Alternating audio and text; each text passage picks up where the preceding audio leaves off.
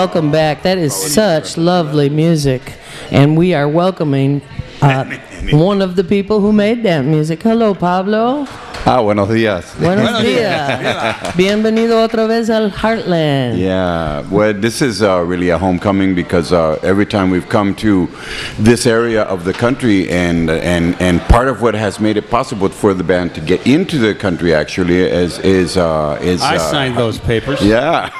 Back then. The Heartland, yeah, right. So well, we were humbly grateful to be a part of that. And I was fortunate enough to be on a tour of baseball players and journalists to Cuba in '97 or '98, and someone after a show at this big place had a neon sign of Che Guevara on it, I think, said you should meet the band Mezcla and Pablo Menendez. And so I went to the market on a Sunday or some event, and you had finished playing, but I have a great picture of you and a guy who actually has moved to Chicago called Angel, and that's where I met you, and before long you and I were in correspondence, and through your sister Nina, you ended up coming to the Heartland. Right. And you came a few times until the Bush era, and then you couldn't come anymore, and now you're traveling the U.S. again. What's going on? well, yeah, it's really so strange because if you think about it, people sometimes believe or have in their mind that Cuba is this far away, exotic, different place or something like that, and it's really one of the closest neighbors of the United States. Besides Mexico and Canada, how close can you get? Like 90 miles away from Florida.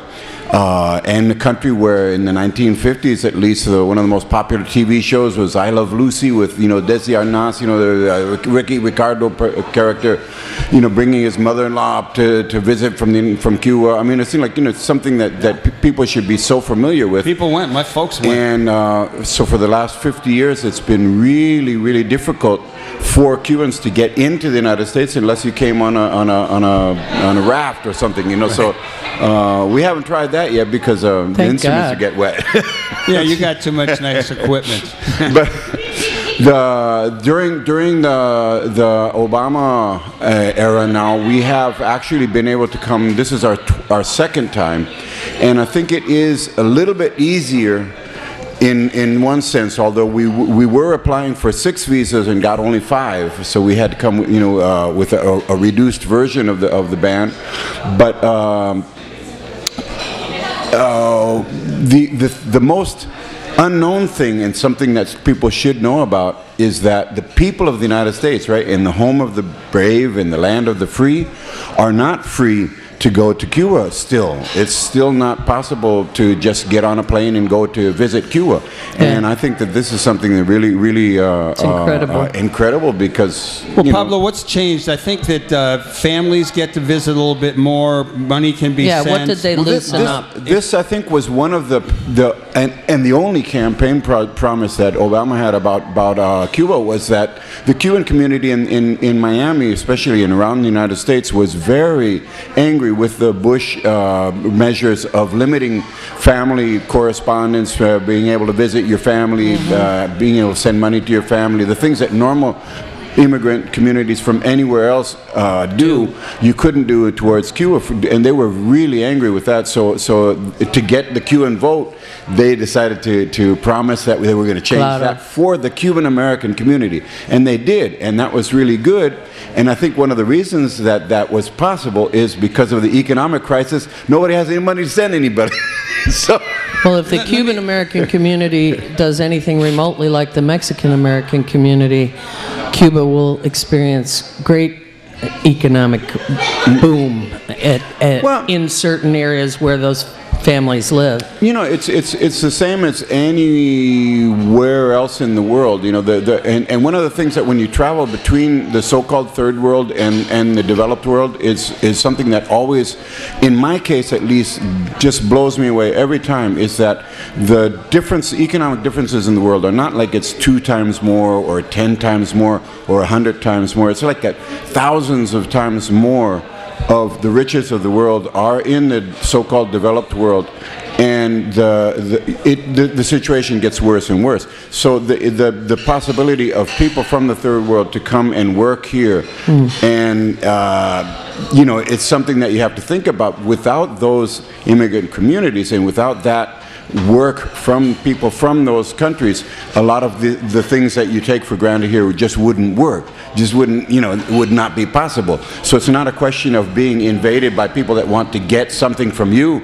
No, it's something that makes your life possible in the developed world. Are people from those countries that are sending a little bit money home? Well, yeah, but the riches that are here came in a lot of sense from exploiting, you know, terribly those countries where they came from. Imperialism. So yeah, right. Absolutely. No, that's exactly right, and it's good that you state it so clearly.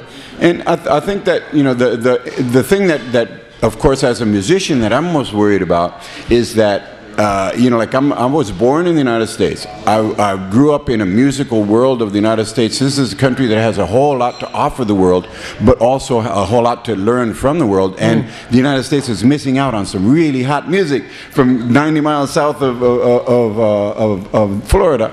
And that's one of the things that we're doing here, is bringing some of that hot music. I mean, this is, what, June 29th today? That's right. I'm freezing. That's because my kids want the new air conditioning turned up Chicago down tonight. Well, so what is very cool for you is where you're playing tonight, which is one of our great venues in this city. Old Town School. We have come in the past, as I said, to the Heartland Cafe and to a number of different venues, but this is, I think, yeah, but I think this is an important breakthrough because we know that there have been, you know, a lot of cultural institutions, people fighting here for a better cultural life and more diversity and more, you know, bringing in music from around the world. And Old Town School is definitely one of them. So, you know, we're in, and I think also the interesting thing about this performance today is that it is in a very direct sense thanks to people from the United States who have visited Cuba, have seen Mezcla, and in this case lobbied for the old school to, you know, to get their act together and get us here. So finally we're going to be performing tonight. This is going to be a really great performance because we've been on tour now for about 2 weeks. The band has been performing and, so you're all developing the show, and everything is getting better and better. And it's really a unique combination also because the name of the band, Mezcla, means mixture. In a more philosophical, deep sense, we're mixing, of course, we're part of the biggest mixtures of all times of humanity, the mixtures of different nationalities of Africans coming together with different nationalities of Europeans in the Americas. And this is one of the things that's brought on a lot of really great music. Yes. Why? Well, because it's part of the resistance culture, the survival culture of the African diaspora. We think that our culture is Afro-American culture, no matter what color your skin is or where your heritage is from. Amen. Because if you think about it, the agenda of the slave owners, you know, was to wipe out the humanity of the slaves, and they didn't win. So it's, you know, we won. You know, you couldn't imagine life on this planet without rumba, song, Yoruba, the blues, rock and roll, jazz, reggae, samba, song, everything that you listen to. I mean, even the backbeat in country and western, I'm sorry, is not from the British Isles. This is a part of the heritage. It's like when you think about, you know, like they say that after an atom bomb, the cockroaches live. Well, after all of that process, the fact that people are able to live, you can't make the world better with music. That's kind of like a romantic idea that we would love, but life is a whole lot more beautiful, and it's easier to face your problem and it's to survive with great music. And that's part of what we're bringing. And music is part of the struggle. It feeds the struggle. Let me just but we also are mixing different genres of Cuban music with different genres of American music. So we're doing jazz, we're doing blues, we're doing rock and roll along with songs that may be over 500 years from the Yoruba tradition. We're doing stuff of the first music born in Cuba, which is rumba. Are there still tickets to tonight? I have no idea. We just flew in last night. We'll get you in, so, Katie. Yeah. You can sneak in the back. Our engineer downtown, Jay, is on duty, and I'm going to ask Jay to to look for a tune, you got a tune you'd like them to try to find online? Well, I would say that in a certain sense, the performance tonight will be an homage to one of the greats of all times of Cuban music and I think world music, which is Lázaro Ros. If he has anything from the album Cantos, Lázaro Ros and Mezcla, that would be great. Maybe A Que Te Oba Oba, which is a song dedicated to one of the Orishas, one of the gods from the Yoruba people that have been maintained in Cuba. And we're going to be doing a lot of that stuff tonight with modern arrangements that we've done in that we did this album with him, the late great Lázaro Ros, about 23 years ago, and hadn't been doing that music lately. With the reality of this tour, it turns out that it's kind of a new version of the band. Instead of we've been traveling around the world to Europe and in Cuba doing a lot of the all-star jazz group, a 7-piece band with horns and incredible jazz players. But this band that we have here in Chicago today, tonight at the Old Town School, is more based on percussion. It's actually, we have 2 monster percussionists. One, of course, has been playing with me for 25, 26 years now. Octavio Rodriguez is one of the first people to develop a way of playing the sacred bata drums in popular music, all 3 of them at once. They're usually played by 3 musicians, 6 hands, somebody else doing the singing. He does all of this at once. So of course, for modern times with airfares being the way they are, it's very convenient. And also it's just visas. Yeah, and he's also just one of the treasures of national treasure of Cuba. One of the people that knows the Afro-Cuban traditions, has been keeping this alive and bringing it into jazz, into rock and roll, into Cuban music of now, of this century, and projecting it into the future. And I think this is really an important process. Well, the other percussionist is a guy who has developed a way of playing about 3, 4, 5 different percussion parts at once, and the whole percussion community worldwide is just going crazy with this guy because they can't figure it out. You know, people think, oh, is this a drum machine, a sequencer? What's happening? Is it's, you know, you're using some sort of computer back there? And the thing is that he's just like able to divide his brain into all these different parts and using one foot playing this thing, one foot playing the other, one hand playing this, and then changing back and forth and singing backup or leads at the same time. Incredible, incredible. Well, Jay, give us what you got. Whatever you found to play. If you found the song that Pablo asked for, we'll take that. Otherwise, play us a little Mezcla music, and we'll be right back with more Live from the Heartland and our conversation with Pablo Menendez.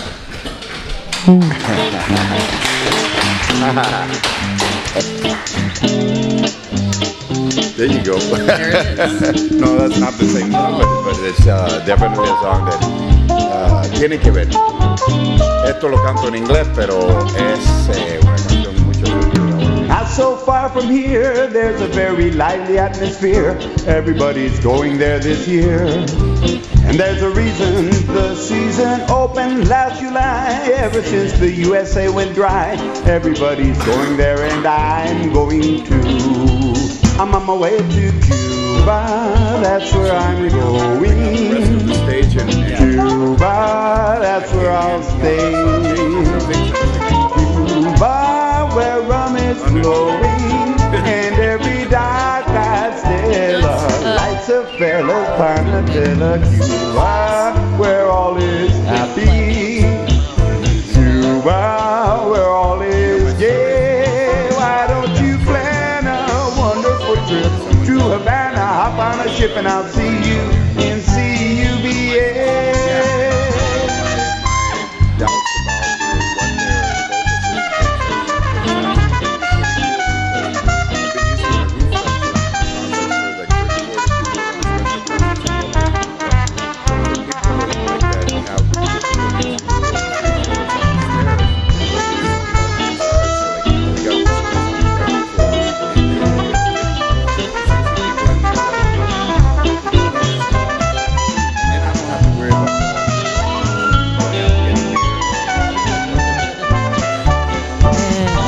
All right, Jay. 5, 4, 3, 2, and And we Pablo, are do you back. have a side jobs promoting tourism to Cuba? Dang. You know, what was that You're number you're we a just? great ambassador. What was that number we just heard? This is a song that Irving Berlin wrote during That's what I the thought. Prohibition era of the United States. You know, it's something that I like to talk about when we do that song, which is really a break musically from a lot of the stuff. And people are really surprised to see that we can actually play that style. And right now on this tour, we have this amazing young violin player who comes in. It's like having a reincarnation, a Stefan Grappelli, you know, playing hot jazz, le hot jazz américain. But yeah, the thing is that, you know, in the last century, in the 1920s, of course, something that had made Chicago very famous was the Prohibition era, right? They prohibited a very dangerous drug, alcohol. And it really wasn't a good idea. If you think back, you know, that's the time when Al Capone was out shooting at people with machine guns on the street, corrupting governments in courts and whatever and all this, you know. So, you know, like right now, the kind of a parallel could be all of the 30, 40,000 people dead in Mexico around, for example, the marijuana trade or something like that. And so when they legalized alcohol, then people could decide, I'm going to go into a bar or I'm going to buy, and there's ways of limiting the excesses of the people that are addicted or take that drug. And if you don't want to drink, then you don't go into the bar, you don't go to the liquor store. And it's interesting, we were just visiting in Europe, on tour in Europe, and we went to the city of Amsterdam. They have coffee shops where you can go in and smoke if you want. And if you don't, then you don't go in there. And it seems that they have not had any you know, big increase in crime or any difficulties. And there's nobody being thrown in jail, innocent young people thrown in jail. Well, at a time when we find the restrictions on marijuana use loosening in this country, whether it be medical marijuana, which passed the legislatures here in Illinois, but we're waiting for the governor's signature, to outright legalization in some states. You and I were having a conversation about what the situation in Cuba, and you said that it's a pretty restrictive around smoking the there's you know, because of all of the pressure, it's like a kind of a warlike situation still, and there's all these, you know, accusations. Actually, the Cuba has been trying and you know, reaching out to the United States to collaborate on the struggle against drug trafficking, which is a totally different thing. Right. And so any sort of legalization in Cuba would be a very touchy subject, while there is no collaboration with the United States on those themes, because, you know, people flying drugs from Colombia and other countries and then dropping them off the coast of Cuba so that speedboats will come and pick them up and take them to Florida is part of something that they want to stop. I think what is working in places like Washington State or Colorado is that they are allowing you can grow or possess or something like that, but the sale, actually, that's where whenever there's any commerce and money involved, is where the crime and influence and corruption comes in. So it says, anyway, but the thing about this song, I'll See You in Cuba, I'll See You in CUBA, and that makes it contemporary, is that when I sing this song in Cuba, it sounds like I'm inciting people to an illegal act, because it's still illegal for people from the United States to visit Cuba, to go down and have a beer with us or hear a concert or sit on the beach in Cuba, and that's something that's really obscene. Because it's just crazy. Yeah. It's Pablo, just I want crazy. to ask you, before we run It's out the of land time, of the free. a little bit about free to go to Cuba. Your own, how you came to Cuba, why you stayed, what it was like. What's it like being a guy who does have dual citizenship, gets to go back once in a while? I was born in Oakland, California. My mother is a singer, a blues singer, a jazz singer, a singer who I think opened up a whole lot of doors and make a whole lot of things that you take for granted in the United States. I've got Barbara Dane's album, I Hate the Capitalist System. She was at the forefront, and has been and still is at the forefront of a lot of struggles here for democracy, freedom, and peace in the world and in the United States. And Barbara Dane, she is, you know, was the first performer and singer from the United States to visit Cuba, defying the State Department ban on travel there. And when she traveled there in 1966, people that can remember back then, the situation for Cuban youth was that they had been given license to go out and change their reality and change their world and participate in doing things, and she had seen an art school that was really interesting and arranged for me to be able to get a scholarship and go study there. The idea was I was going to go and study there for a year. And the situation for youth in the United States was that we were facing being drafted into the imperialist army to go off and fight to defend oil in Southeast Asia, of course. And you know, it seemed to be a really interesting proposition for me because I knew that I wanted to see something different in the world. And going to Cuba at that time was you know, to satisfy my curiosity at first. But after a year of being there, I decided I wanted to be there another year, and after that I wanted to be there another year. And to make a long story short, I've been there for 46, 47 years now, and that's, you know, the place where I believe it's one of my homes because I also feel that I'm coming home when I come to the United States with my Cuban band to perform. I've been traveling around the world now for you know, about 40 years or something like that as a Cuban musician, and we are known around the world. And I think here in Chicago, some people know us and will come tonight to the Old Town School of Music and see us play, and they'll see a very different band, a very exciting show, and we're really excited to be back here in Chicago. And that's, if not, come and see us in Cuba. Pablo, let me ask you, there have been some significant changes in Cuba. Fidel has gotten older. Raúl has taken over leadership in many ways. What's the climate? And he said that he's, you know, they just limited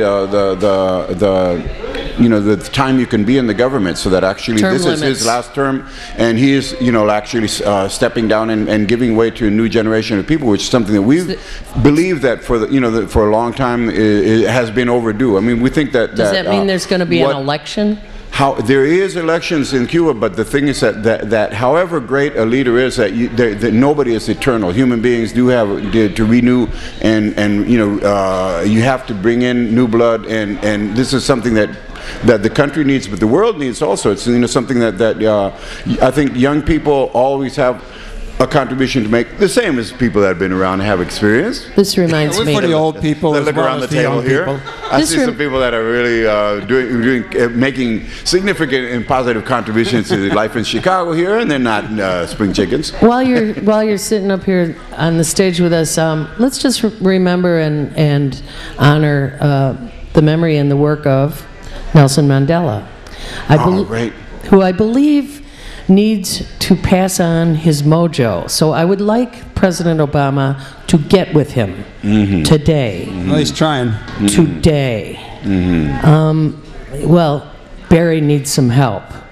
Nelson's got it. So anyway, I just wanted to say Pablo, that right what are now. your future plans? And maybe tell us a little bit about your kid, who's a hotshot rock and roller in Cuba and sometimes in Mexico. Yeah, my son Osamu, who is actually here in the United States now with his band. He's also on tour. It's like it's a family tradition by now. Play the same stage?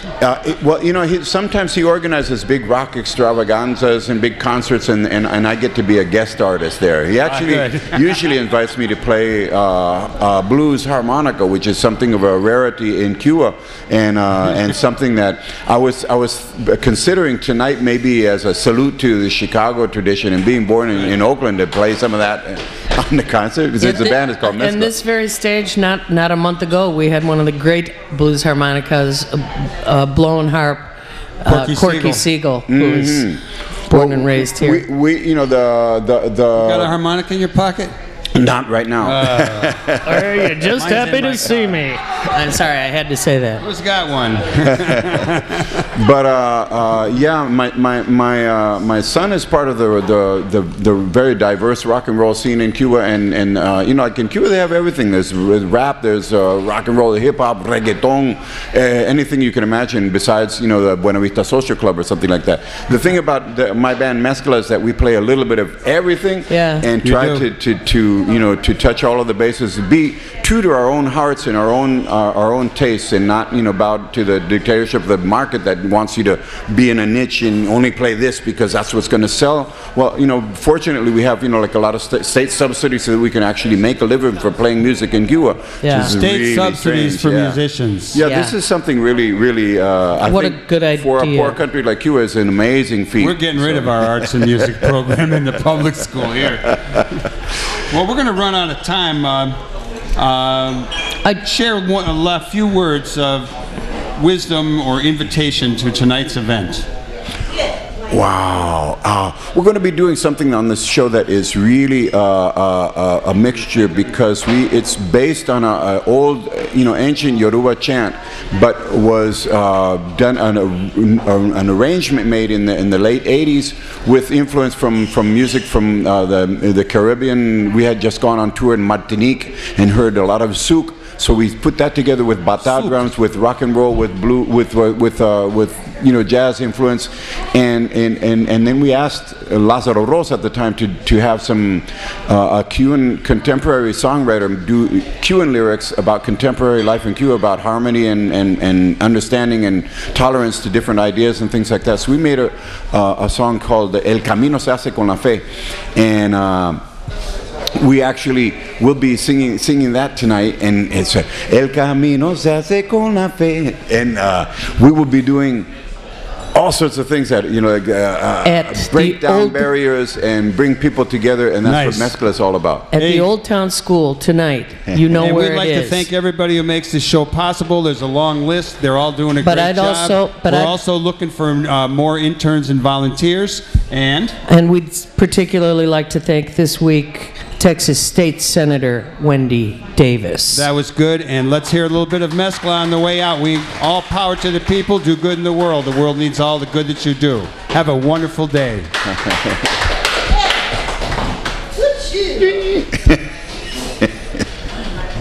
You're listening to 88.7 WLUW Chicago.